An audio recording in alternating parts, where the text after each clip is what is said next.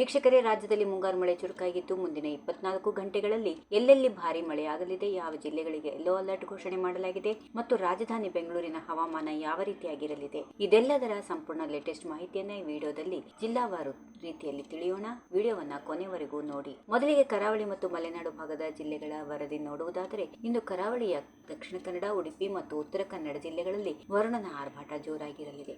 ಈ ಭಾಗದ ಬಹುತೇಕ ಕಡೆಗಳಲ್ಲಿ ಮುಂಜಾನೆಯಿಂದಲೇ ಮೋಡ ಕವಿದ ವಾತಾವರಣ ಇದ್ದು ಗುಡುಗು ಸಹಿತ ಭಾರೀ ಮಳೆಯಾಗುವ ಸಾಧ್ಯತೆ ಇದೆ ಎಂದು ಹವಾಮಾನ ಇಲಾಖೆ ಮುನ್ಸೂಚನೆಯಲ್ಲಿ ತಿಳಿಸಿದೆ. ಇನ್ನು ಮಲೆನಾಡಿನ ಶಿವಮೊಗ್ಗ, ಚಿಕ್ಕಮಗಳೂರು, ಹಾಸನ, ಕೊಡಗು ಜಿಲ್ಲೆಗಳಲ್ಲೂ ಕೂಡ ತಂಪಾದ ಗಾಳಿಯೊಂದಿಗೆ ಸಾಧಾರಣದಿಂದ ಭಾರೀ ಮಳೆಯಾಗುವ ನಿರೀಕ್ಷೆ ಇದ್ದು ಗುಡ್ಡಗಾಡು ಪ್ರದೇಶಗಳಲ್ಲಿ ಪ್ರಯಾಣಿಸುವವರು ಕೊಂಚ ಜಾಗರೂಕರಾಗಿರಲು ಸೂಚನೆ ನೀಡಲಾಗಿದೆ. ಮುಂದೆ ಉತ್ತರ ಒಳನಾಡಿನ ಜಿಲ್ಲೆಗಳ ಕಡೆ ಗಮನ ಹರಿಸೋಣ. ಬೆಳಗಾವಿ, ಧಾರವಾಡ, ಹಾವೇರಿ, ಗದಗ ಮತ್ತು ಬಾಗಲಕೋಟೆ ಜಿಲ್ಲೆಗಳಲ್ಲಿ ಇಂದು ಚದುರಿದಂತೆ ಸಾಧಾರಣ ಮಳೆಯಾಗುವ ಸಾಧ್ಯತೆ ಇದೆ. ಇನ್ನುಳಿದಂತೆ ವಿಜಯಪುರ, ಕಲಬುರಗಿ, ಬೀದರ್, ಯಾದಗಿರಿ, ರಾಯಚೂರು ಮತ್ತು ಕೊಪ್ಪಳ ಜಿಲ್ಲೆಗಳಲ್ಲಿ ಒಣ ಹವಾಮಾನ ಮೇಲ್ಗೈ ಸಾಧಿಸಲಿದ್ದರೂ ಸಂಜೆ ವೇಳೆಗೆ ಕೆಲವು ಕಡೆಗಳಲ್ಲಿ ಹಗುರವಾದ ರಭಸದ ಗಾಳಿ ಮತ್ತು ಚದುರಿದ ಮಳೆ ನಿರೀಕ್ಷಿಸಬಹುದಾಗಿದೆ. ಈಗ ದಕ್ಷಿಣ ಒಳನಾಡಿನ ಜಿಲ್ಲೆಗಳ ಸರದಿ. ಮೈಸೂರು, ಮಂಡ್ಯ, ಚಾಮರಾಜನಗರ, ರಾಮನಗರ ಮತ್ತು ತುಮಕೂರು ಜಿಲ್ಲೆಗಳಲ್ಲಿ ಮೋಡ ಕವಿದ ವಾತಾವರಣ ಇರಲಿದ್ದು ಅಲ್ಲಲ್ಲಿ ಹಗುರವಾದ ಹನಿ ಮಳೆಯಾಗಬಹುದು.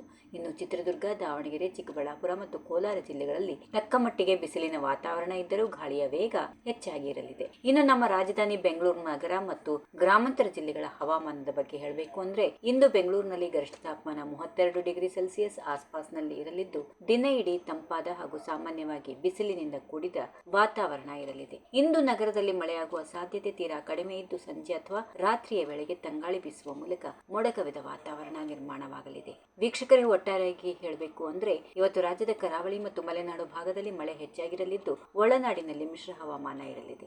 ನಿಮ್ಮ ಊರಿನ ಇಂದಿನ ಹವಾಮಾನ ಹೇಗಿದೆ ಕೆಳಗೆ ಕಾಮೆಂಟ್ ಮೂಲಕ ತಿಳಿಸಿ. ಪ್ರತಿದಿನ ಇಂಥದ್ದೇ ನಿಖರವಾದ ಹವಾಮಾನ ಮತ್ತು ಮಳೆಯ ಅಪ್ಡೇಟ್ಗಳನ್ನು ಪಡೆದುಕೊಳ್ಳಲು ದಯವಿಟ್ಟು ನಮ್ಮ ಚಾನೆಲ್ ಅನ್ನ ಈಗಲೇ ಸಬ್ಸ್ಕ್ರೈಬ್ ಮಾಡಿಕೊಳ್ಳಿ. ಹಾಗೆ ವಿಡಿಯೋ ನಿಮಗೆ ಇಷ್ಟವಾಗಿದ್ರೆ ಲೈಕ್ ಮಾಡಿ, ಸ್ನೇಹಿತರೊಂದಿಗೆ ಶೇರ್ ಮಾಡಿ. ಧನ್ಯವಾದಗಳು. If you like this video, ಬೇಗ ಲೈಕ್ ಮಾಡಿ, ಕಾಮೆಂಟ್ ಮಾಡಿ, ಶೇರ್ ಮಾಡಿ ಹಾಗೂ ಯೋಯೋ ಟಿವಿ ಕನ್ನಡವನ್ನು ಸಬ್ಸ್ಕ್ರೈಬ್ ಮಾಡಿ.